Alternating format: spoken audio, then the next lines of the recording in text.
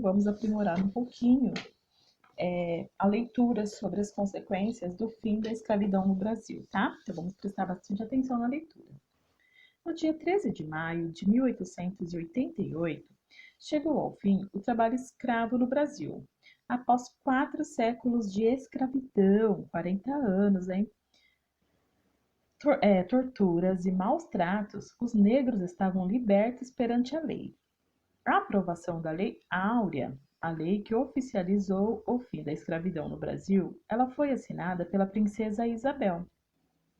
O processo abolicionista foi também resultado de uma luta política que mobilizou alguns políticos da época que se empenharam em ajudar a princesa a aprovar essa lei, tá? Que é a abolição da escravatura, o nome da lei.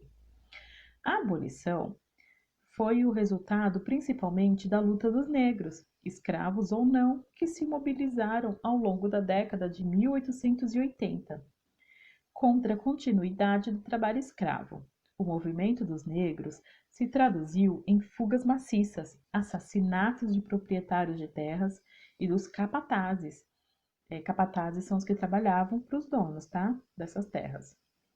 Esses atos ameaçaram as ordens social do final do Império, tornando inevitável por um número cada vez maior de pessoas o questionamento se a escravidão era legítima ou não. A escravidão, gente, ela chegou ao fim.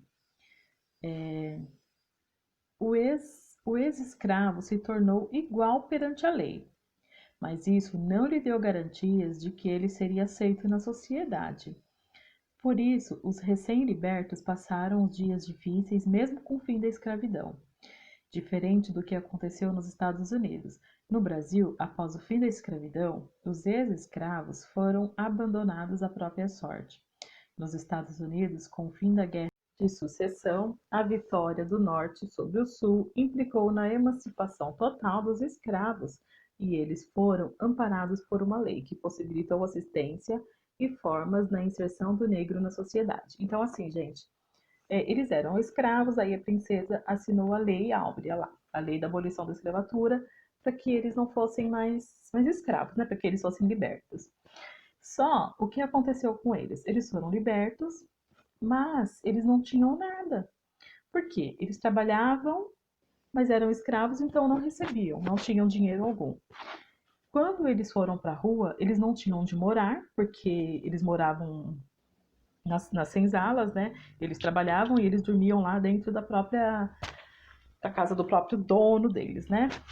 Então, eles foram para a rua, libertos, mas eles não tinham dinheiro, eles não tinham onde morar e a sociedade não aceitavam eles, porque eles eram negros, eles achavam que eles eram diferentes dos outros, né? Os que eram considerados os donos, que eram os brancos.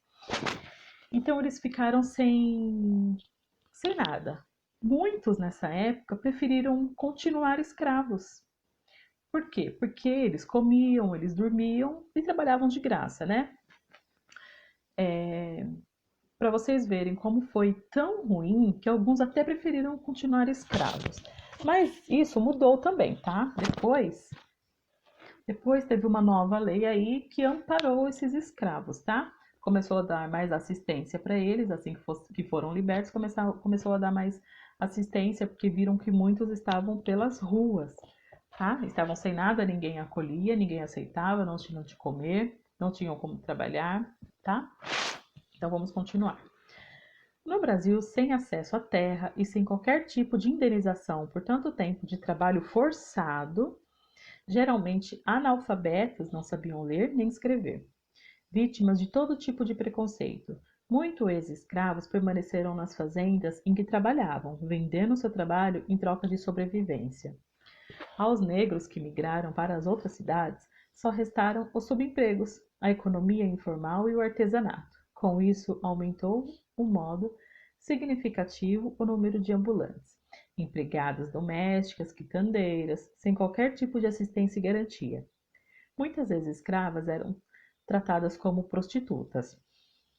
Os negros que não moravam nas ruas passaram a morar, quando muito, em míseros cortiços, o preconceito e a discriminação e a ideia permanente de que o negro só servia para trabalhos duros Ou seja, serviços pesados deixaram sequelas desde a abolição da escravatura até os dias atuais.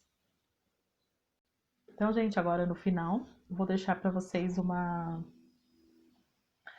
um desenho, tá? Para vocês aí pintarem. Então, ó, beijinhos.